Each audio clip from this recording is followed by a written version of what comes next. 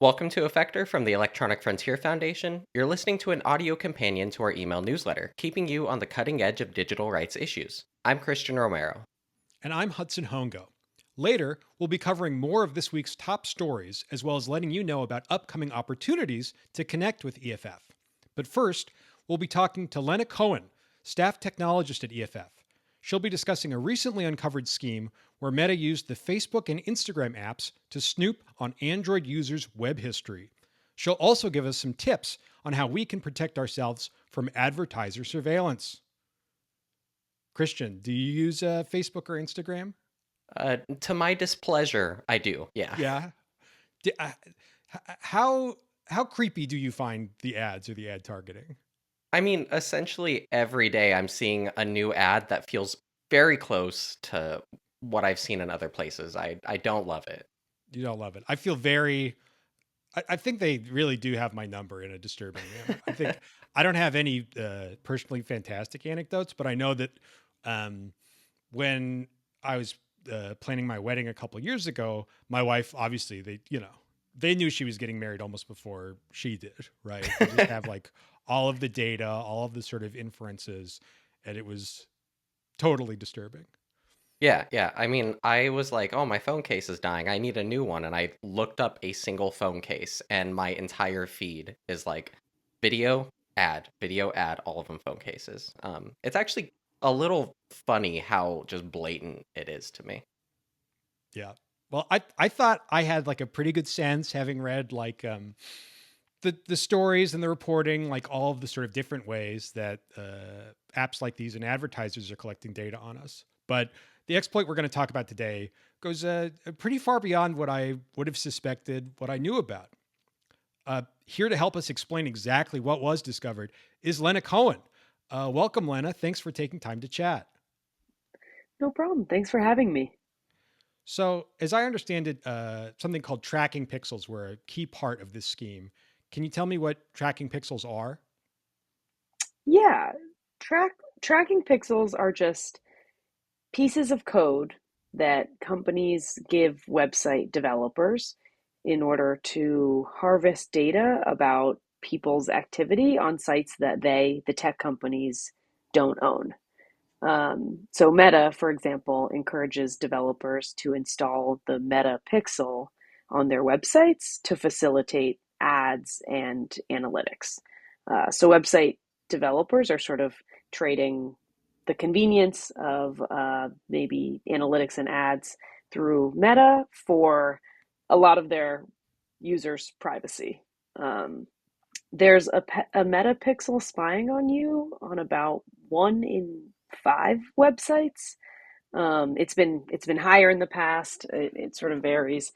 And these pixels have been caught sending Meta really sensitive information, like people's financial details from tax filing websites or medical information from hospital websites. And then companies like Meta use this data to usually build detailed profiles of people so that they can sell surveillance based ads.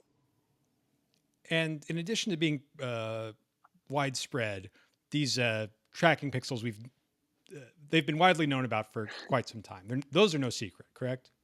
Yes, there's been reporting for years about um, Meta's Pixel caught sucking up a different type of sensitive data on a different type of website. The markup has a great series called Pixel Hunt, that, like, they've caught these pixels getting financial data, medical data, student and children's data.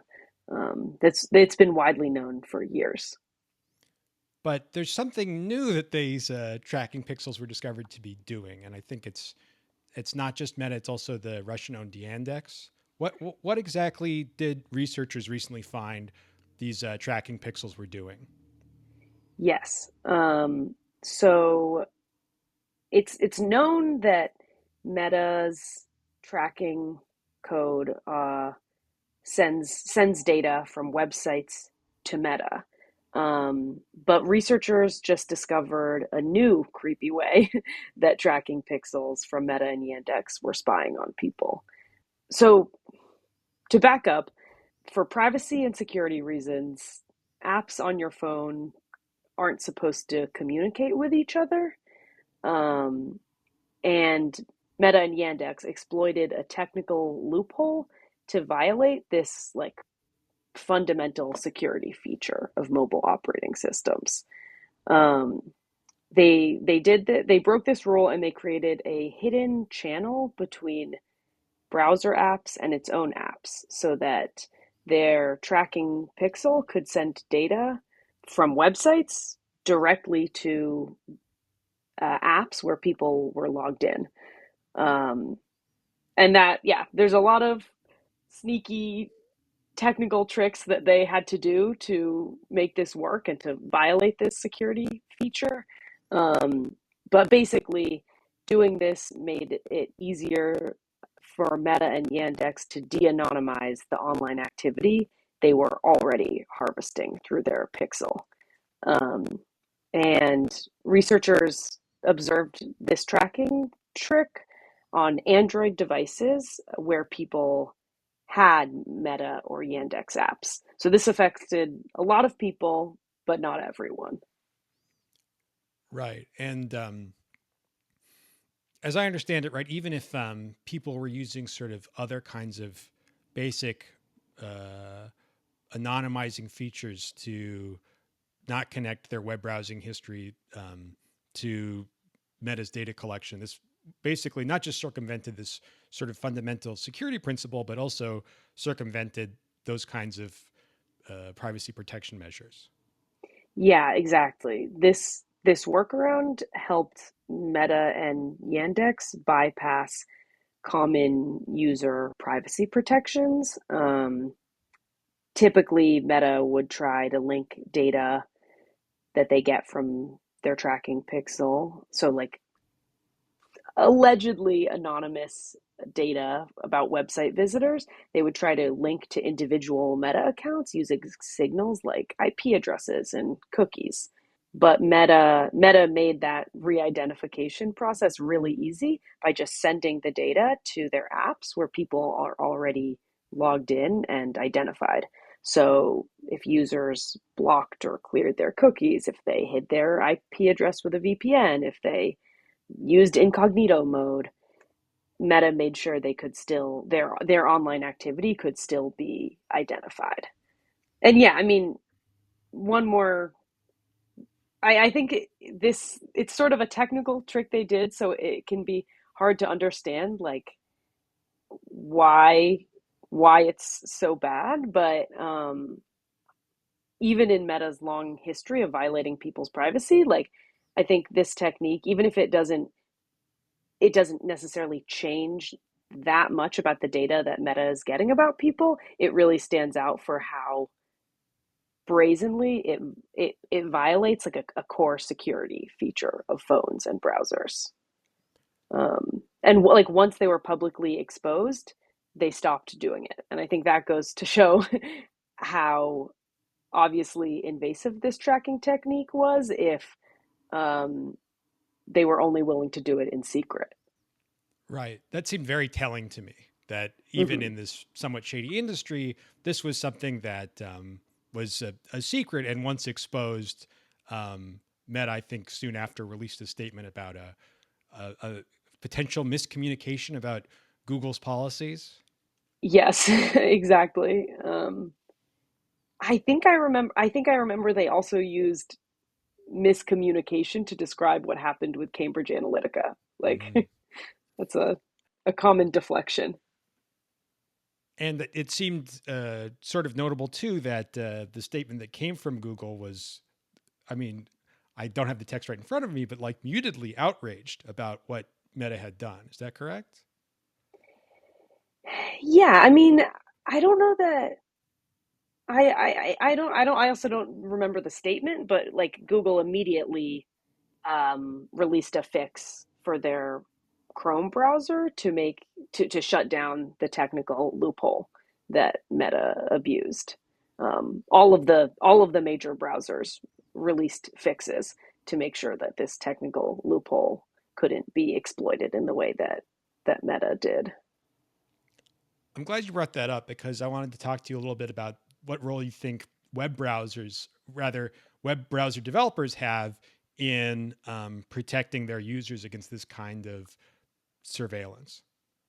Yeah, that's a great question. I think this this new tracking technique shows why it's so important for browsers to protect their users from known trackers.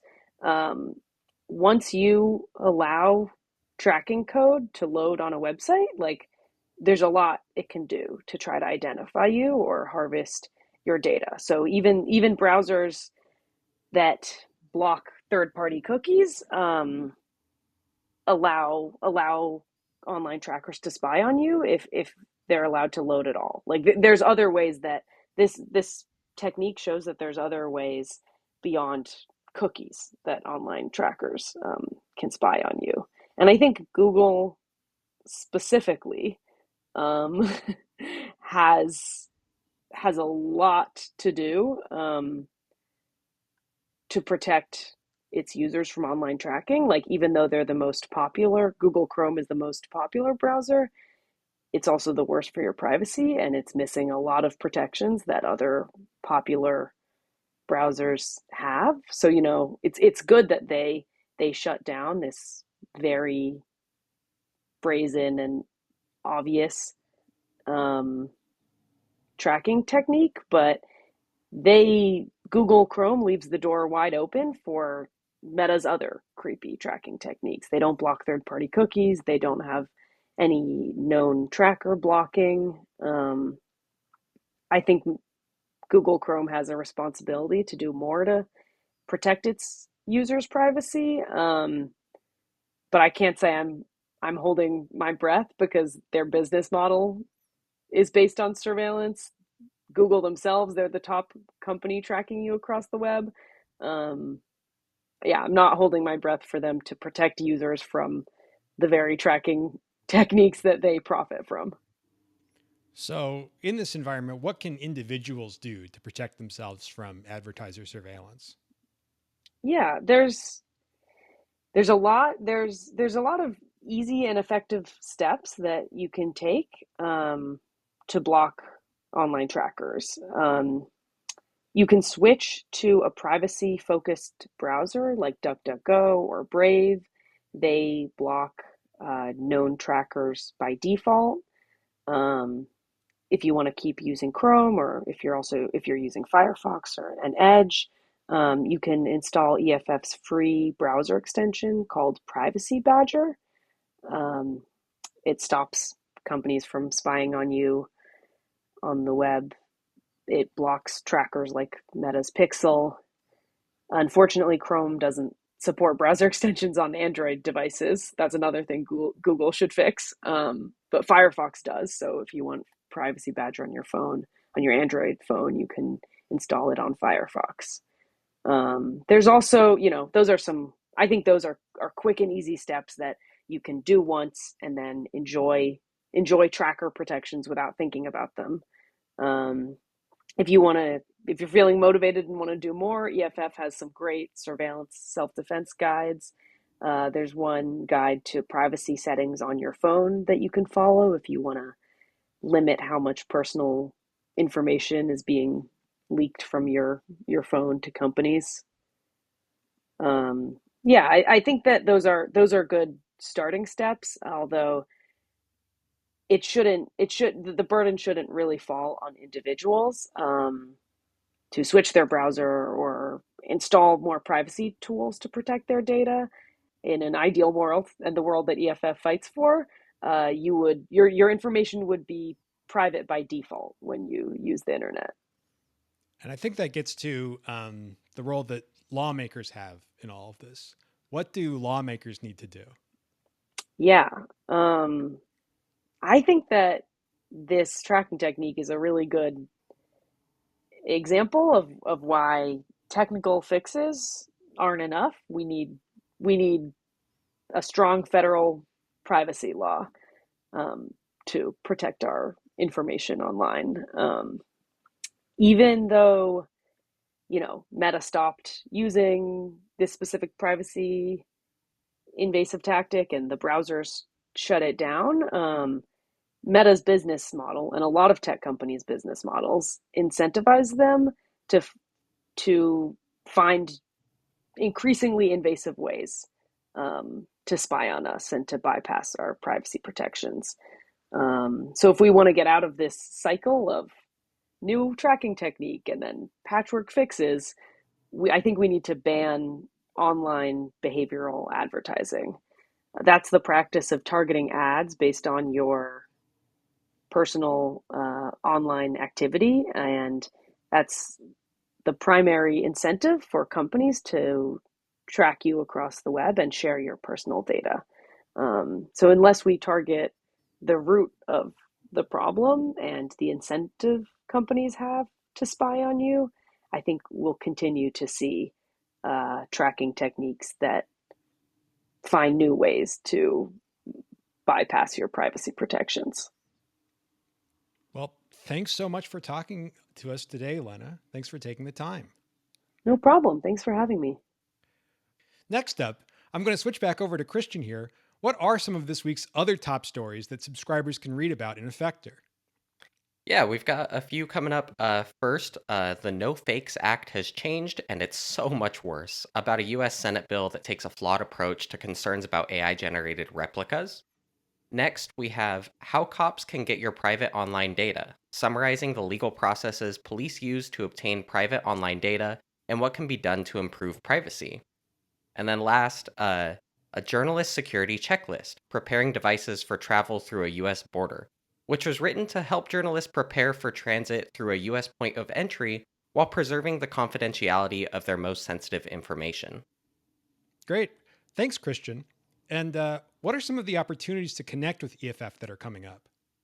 Yeah, on Thursday, July 10th, we're celebrating our 35th anniversary. So at 11 a.m. Pacific time, we'll be broadcasting our 35th anniversary live stream, exploring what's next for technology users.